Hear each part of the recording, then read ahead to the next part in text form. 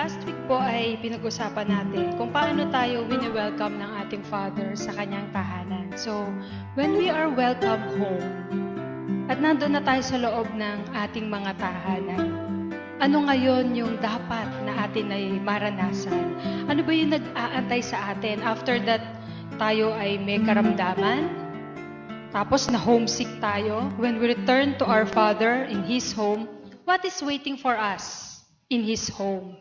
And that home is the presence of God. At yung kasiguraduhan na tayo, nang nagbigay tayo ng buhay natin sa Panginoon, sa paglapit natin sa Kanya, paano niya tayo in-embrace at winelcome? Binibigyan po tayo ng assurance ng Panginoon na kasama natin siya. At hindi lamang dito na kasama natin siya, kundi ang pangako sa atin ng Panginoon, magpawalang hanggan ay makakasama natin siya. Kung ito ang pangako ng Panginoon, ano naman ang dapat nating gawin para manatili tayo sa kanyang tahanan? So, ang mensahe po natin ngayong umaga ay home sweet home naman. Gusto niyo po bang maging sweet ang inyong tahanan? At ang tahanan po pinag-uusapan natin dito ay walang iba kundi makikita po natin sa John chapter 14 verse 1 to 6. Sabi po sa English, "Do not let your hearts be troubled. Trust in God, trust also in me. In my Father's house are many rooms. If it were not so, I would have told you. I am going there to prepare a place for you. And if I go and prepare a place for you, I will come back and take you to be with me, that you also may be where I am. You know the way to the place where I am going?" Thomas said to him, "Lord, we don't know where you are going, so how can we know the way?" Jesus answered, "I am the way, the truth, and the life. No one comes to the Father except through me." Sa Tagalog po ay akin rin babasahin. "Huwag kayong mabalisa, manalig kayo sa Diyos at manalig kayo sa akin. Sa bahay ng aking Ama ay maraming silid, ngunit kung hindi gayon, sinabi ko na sa inyo at paparoon ako upang ipaghanda ko kayo ng matitirahan. Kapag naroon na ako at naipaghanda na kayo ng matitirahan, babalik ako at isasama ko kayo sa kinaroroonan ko. At alam na ninyo ang daan patungo sa pupuntahan ko." Sinabi sa kanya ni Tomas, "Panginoon, hindi po namin alam kung saan kayo pupunta.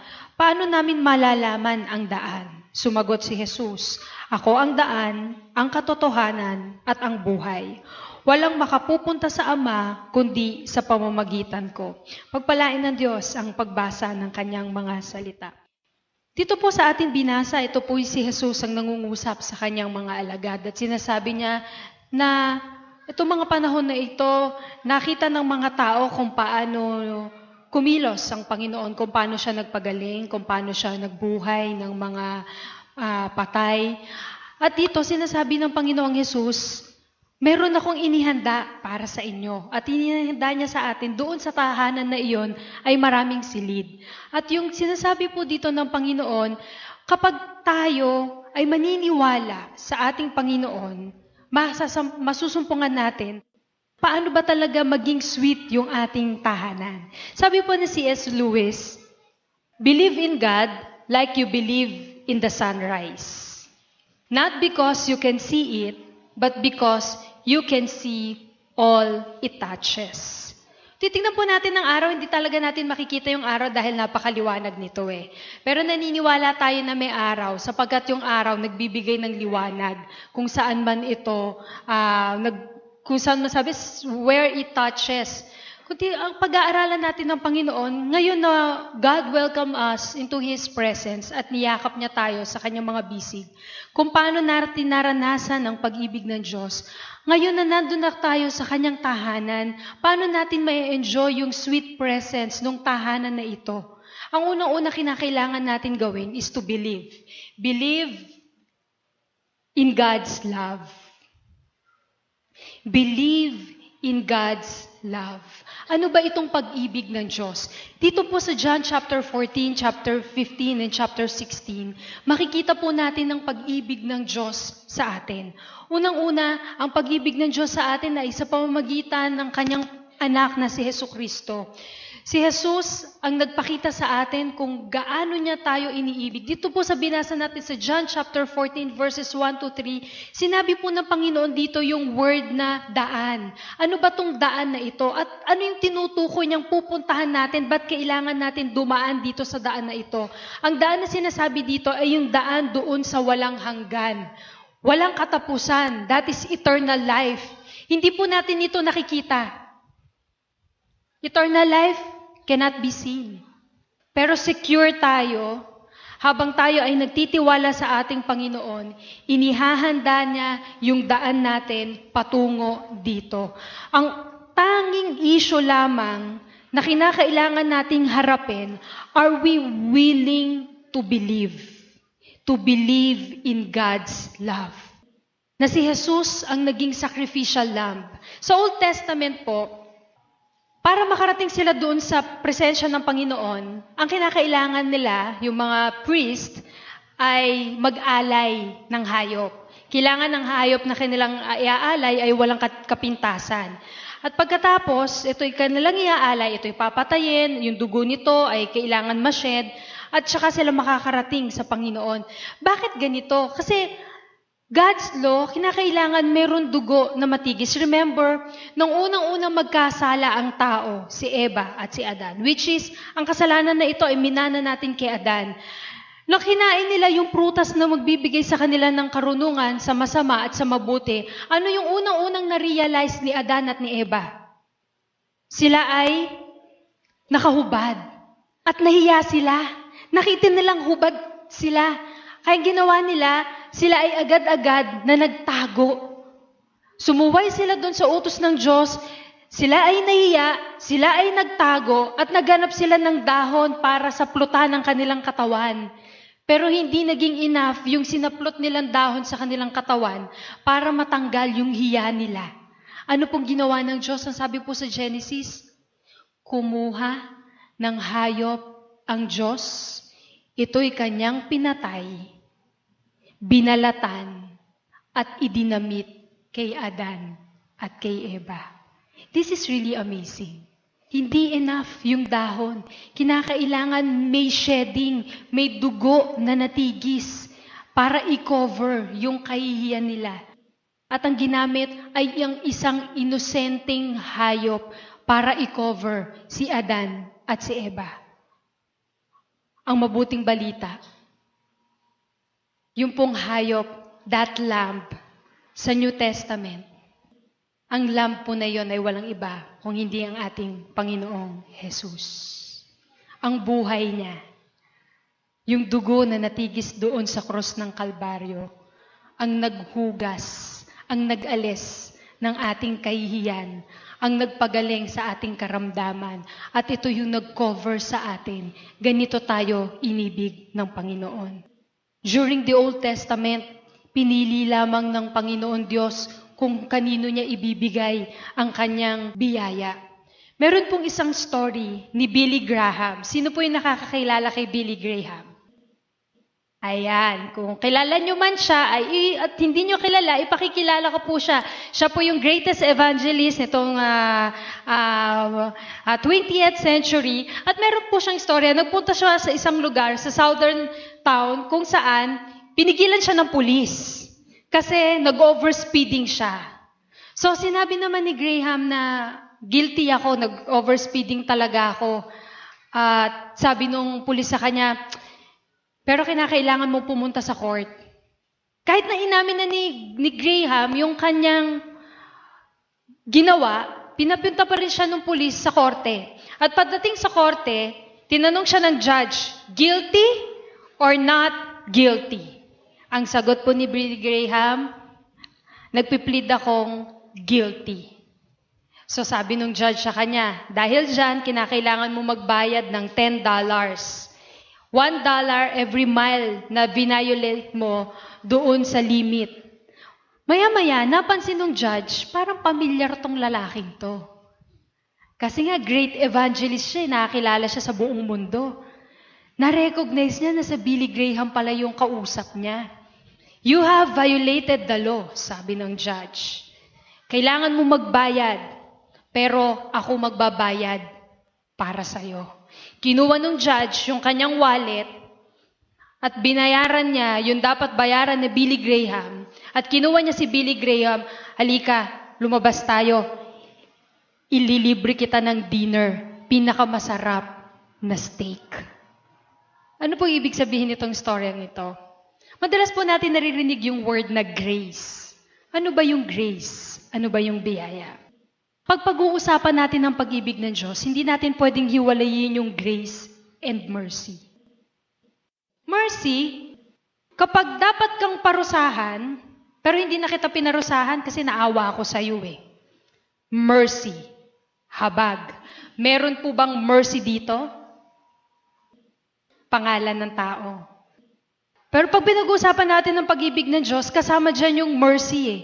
Yung may kailangan kang parusahan, pero dahil of His mercy, hindi kanya na pinarusahan. Ang pinakamatindi dito, yung grace. Hindi ka na niya pinarusahan, pero ibinigay pa niya yung hindi karapat-dapat para sa'yo. So pag sinabi po natin, believing in God's love, we should remember the grace of God. At ito pong grace na ito ay sinasabing grace means God's unmerited favor. Mas madali natin siyang matatandaan, God's riches at Christ's expense. Ano bang ibig sabihin nito? Part ng character ng Diyos ay yung grace. During the Old Testament, ang nakakatanggap lamang ng grace ay yung mga piniling tao ng Diyos sa Israel. But in the New Testament, ang grace ni God ay inoffer niya para sa lahat. Because this is gracious character ni God na nais niyang lubusan ipakita sa mga tao yung kanyang biyaya sa pamamagitan ng Panginoong Hesukristo. Sa Genesis chapter 1, ano po yung unang-unang words na mababasa nyo dyan? Pwede po bang pakitulungan ako, Ate Glenn? Genesis chapter 1. In the beginning, God created the heavens and the earth. Paano po niya kinreate ang heavens and earth? Sa pamamagitan ng kanyang salita. Through His words. Sinabi lang niya magkaroon ng liwanag at nagkaroon ng liwanag. At pinakita niya lahat ng kanyang nilikha at sinabi niya, it was good, it was beautiful, perfect. Sa lahat ng kanyang nilikha, ginawa niya ito sa pamamagitan ng kanyang salita. Subalit ang biyaya ng Diyos sa atin, nang humiwalay tayo, nang nagkaroon tayo ng karamdaman, patuloy niya pinakikita yung biyaya niya sa paanong paraan. Sabi po sa John chapter 1, verse 14 and 17, na ang biyaya ng Diyos ay pinakita niya sapagkat ang salita, yung kanyang mga sinasabi, ay naging tao at walang iba ito kundi ang Panginoong Jesus. Sabi po nila dyan dito, nakita nila yung kapangyarihan ni Jesus. Nakita nila yung kadakilaan na puspos ng pag-ibig at katapatan.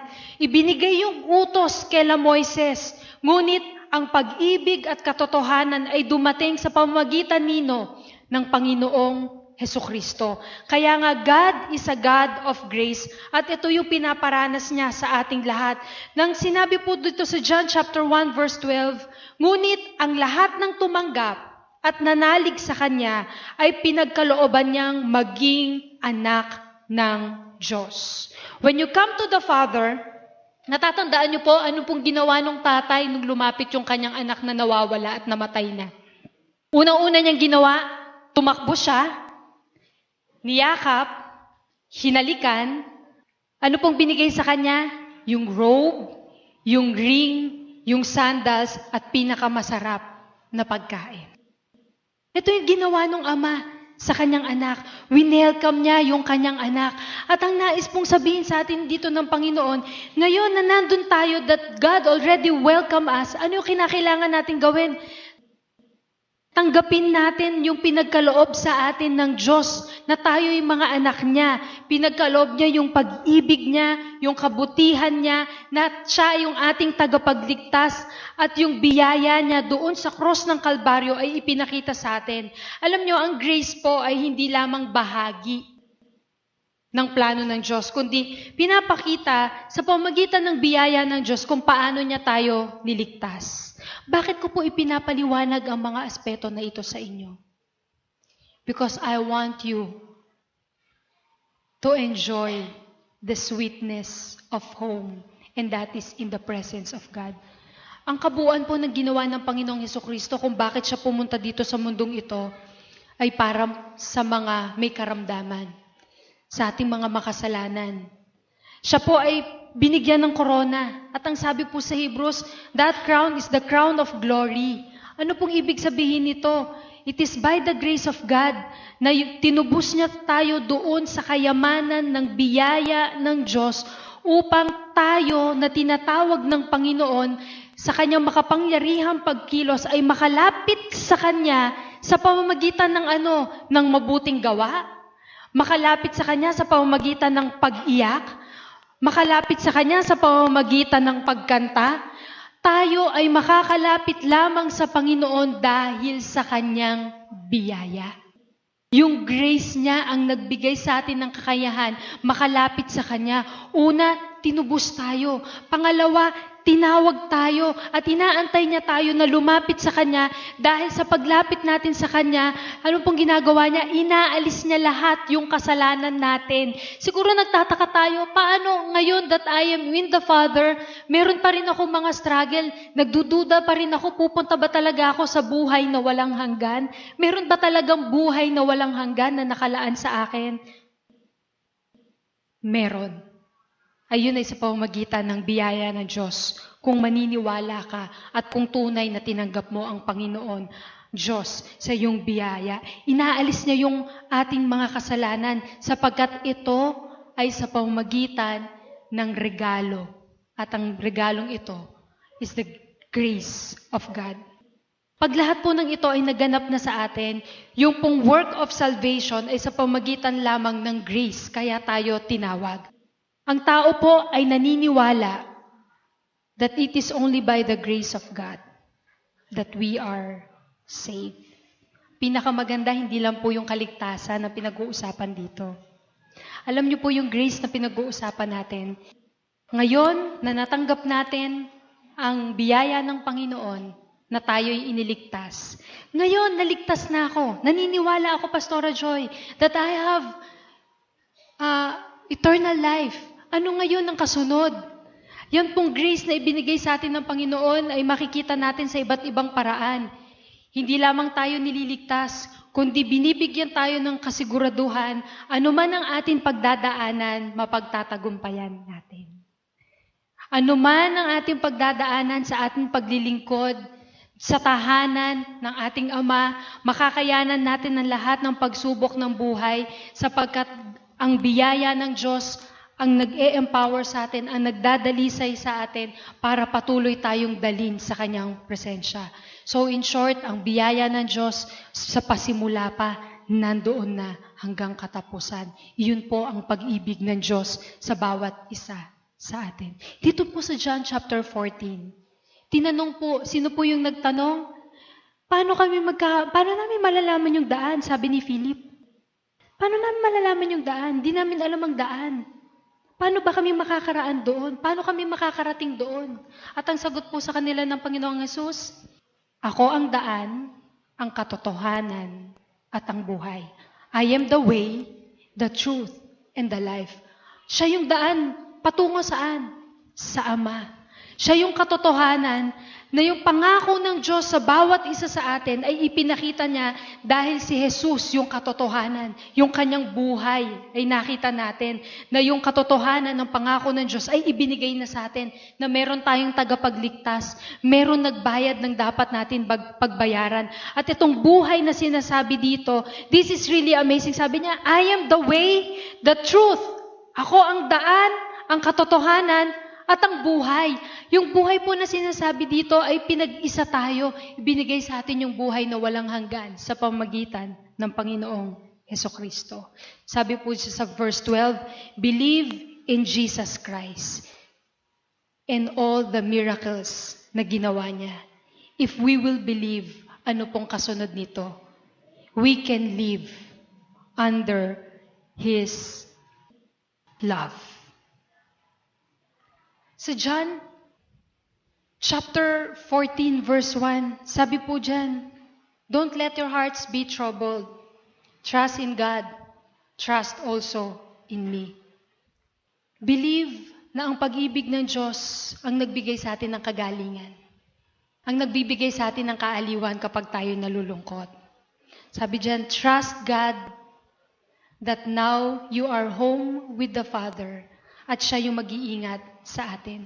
Meron po ba sa atin ditong merong naging talagang masasabi nating ama o yung ating biological father na naging napakabuti sa atin?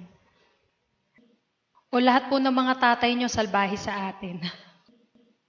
Yung tatay na masasabi kong iningatan ako, minahal ako, pinrovide hindi lang yung pangangailangan ko, kung hindi higit pa sa pangangailangan ko.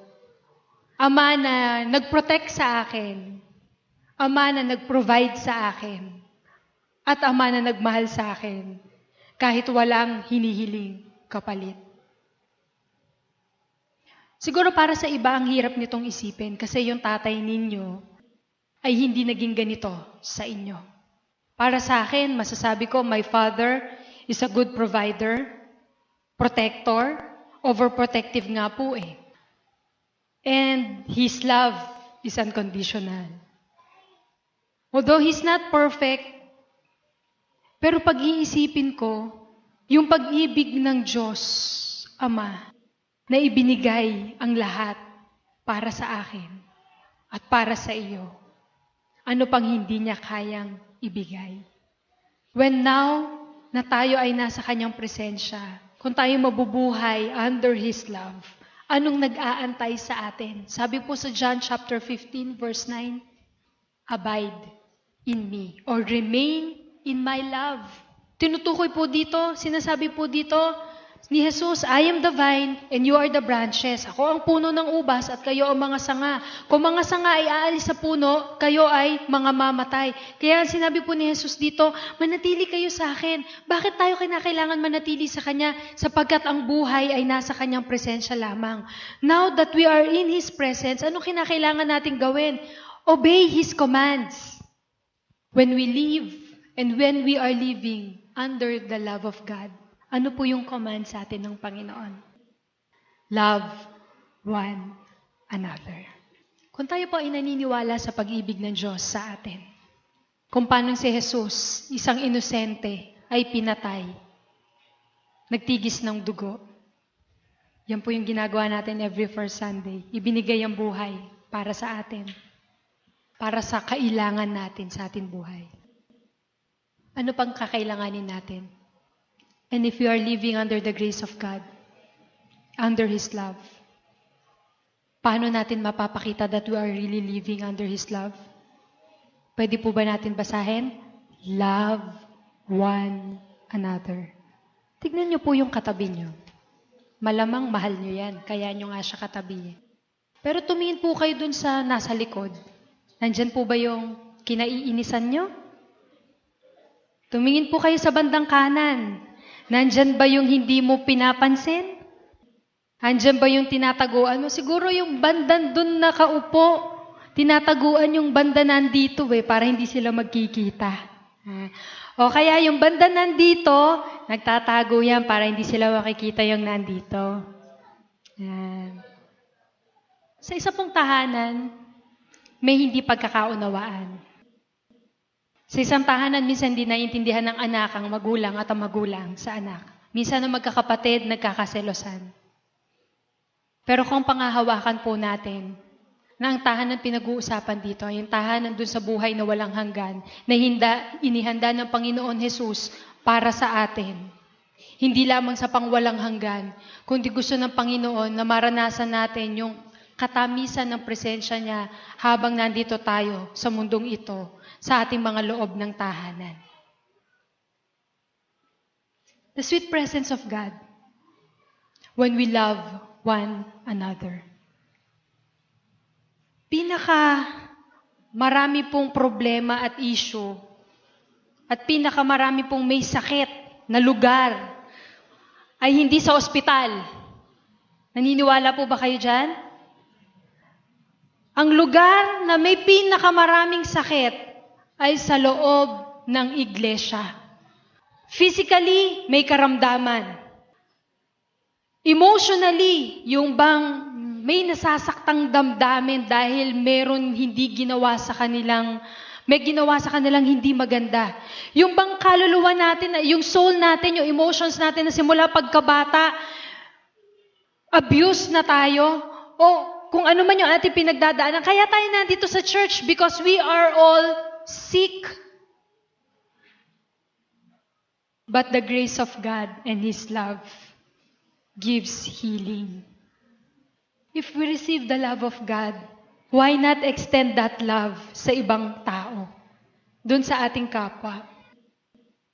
Ang iglesia, ang daan, para ipakita natin sa mga taong may karamdaman, ang kailangan nila ay walang iba, kundi ang Panginoon sa kanilang buhay.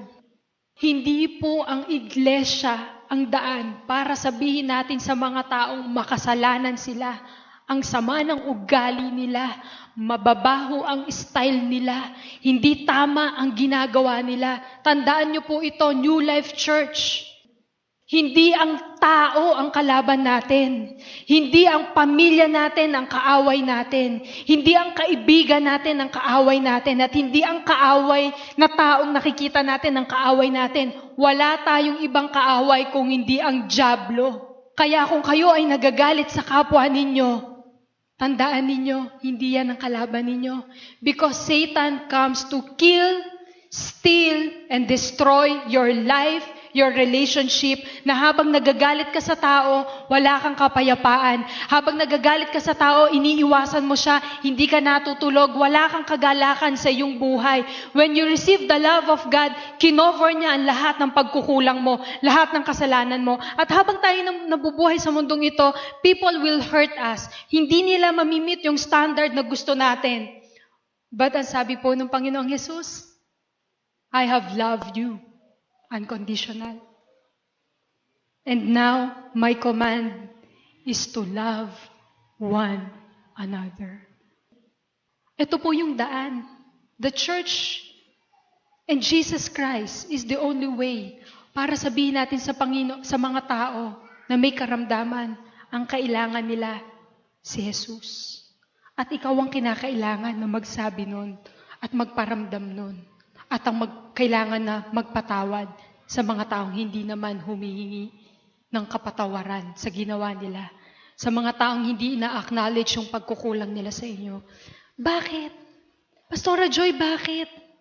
May karapatan akong hindi magmahal. May karapatan akong hindi magpatawad. May karapatan akong mangisnab at hindi mamansin. Sama ng ginawa niya sa akin eh. Look back to the cross and the love of God. Kung gaano niya inispread yung kanyang kamay. Dahil minahal niya tayo. Kung paano yung cross na yon nilagay sa lupa. He was buried 3 days. And then He raised. Muli siyang bumangon at bumalik sa Ama. Bakit? Ano pong ginawa ng Diyos nang si Adan at si Eva ay nagkasala pagkatapos silang damitan? Ano pong kaparusahan na binigay sa kanila? Si Adan, para kumain, kinakailangan ay magbungkal ng lupa. At si Eva, sa kanyang panganganak, siya ay masasaktan. Ano pong ginawa ng Panginoong Jesus? Binungkal niya yung lupa sa cross. Siya yung nagbayad na dapat nating pagdusahan. Yung pag-ibig niya, ang ibinigay niya sa atin. Yung kaparusahan sa mga tao, kay Adan at kay Eva, si Jesus ang nagbayad para sa atin. ngayon. Bakit napakahirap magmahal if God loves us unconditional? Anong meron nag-aantay sa akin, Pastora? If I am living under His love, this is the promise of God. That maybe the joy will be in you. Hindi po ako yun. Yun po yung kagalakan ng Panginoong Jesus. At itong pong kagalakan na ito, kahit anong pagdaanan natin, mananatili sa atin. At ang sabi po dito ni Jesus, and that joy may be complete. Kahanga-hanga pong balik-balikan ang mga sinabi ng Panginoong Jesus dito. That if you are living under His love, if we obey His command, if we love one another, tsaka natin po matatanggap yung pangako ng kagalakan. Si Jesus ang ating kaibigan na nag-alay ng buhay sa atin. He died for us. If we will believe in God's love, kasama yung kanyang habag, yung kanyang biyaya, at tayo mabubuhay, we will live under it. See how God will work in your life. This church is a place like a hospital. At sa ating sickness, God will heal us. Maaring physically, parang hindi ako pinapagaling ng Panginoon.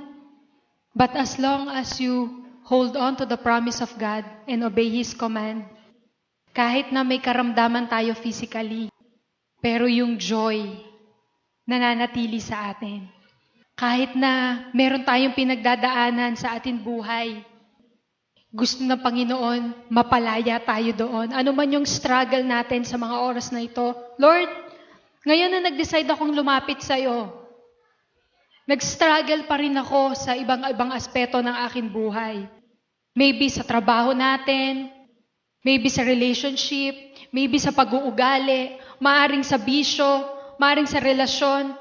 Ito po yung mabuting balita, kaya po tayong palayain ng Panginoon sa lahat ng ating pinagdadaanan sapagkat ang biyaya ng Diyos ay sapat para sa atin.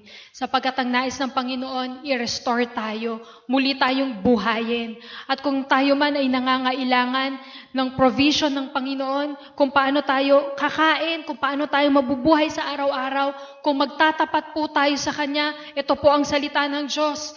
Kahit kailan, hindi po siya magkukulang sa atin. And if we will continue to stay in the love and presence of God, yung kapayapaan niya ay ibibigay niya sa atin. At habang nararanasan po natin ang lahat ng ito, hindi po nababago yung sitwasyon. May mga kalamidad pa rin. May mga tao pa rin ang sama ng mga asal. May mga pangyayari pa rin na ganun pa rin. Pero ang pangako ng Diyos, tayo yung binabago niya. Kung paano natin haharapin yung bawat araw ng ating mga buhay. Sabi po dito sa verse 12, very truly I tell to you, whoever believes in me will do the works I have been doing, and they will do even greater things than this. Kung tayo daw ay maniniwala sa Kanya, anuman yung nagawa niya ay magagawa din natin at higit pa sa Kanya nagawa. Because I am going to the Father and I will do whatever you ask in my name so that the Father may be glorified in the Son. Sino po kinakausap dito? Yung mga tagasunod niya. Kung tayo po ay maniniwala sa Kanya, we can do kung ano yung nagawa ng Panginoong Jesus. Ano bang nagawa ng Panginoong Jesus? Nagmahal. Ano ba yung nagawa ng Panginoong Jesus? Nagbigay at naglingkod. If we will believe and we will live, whatever you ask, ano man ang hiling natin, ibibigay niya sa atin. Tayo po yung manalangin. Now that we are in our home, we are to believe in God's love and live under His love. Sabi po dyan, ano man ang hilihilingin natin ay ibibigay niya sa atin. Pero ang kinakailangan muna, maniwala tayo at mabuhay tayo. Nakikita mo po ang sitwasyon ng bawat isang anak mo na narito. Abutin mo po, Panginoon. ang kanilang pangangailangan. Kagalingan, buuin mo anuman yung nasira na relasyon. Ipagkaloob mo, Panginoon, ang pangangailangan nila sa araw-araw. At higit sa lahat, bigyan mo po kami ng puso na nagnanais na sumunod sa iyo. Sapagkat Lord, ang biyaya mo ay laging sapat na habang sumusunod kami sa iyo, ikaw yung magbibigay ng lakas sa amin. Ikaw ang magpo-provide sa amin. Ikaw ang magbibigay ng kapayapaan. Ikaw ang magbibigay ng kagalakan. Manalangin ka sa Panginoon na personal. So,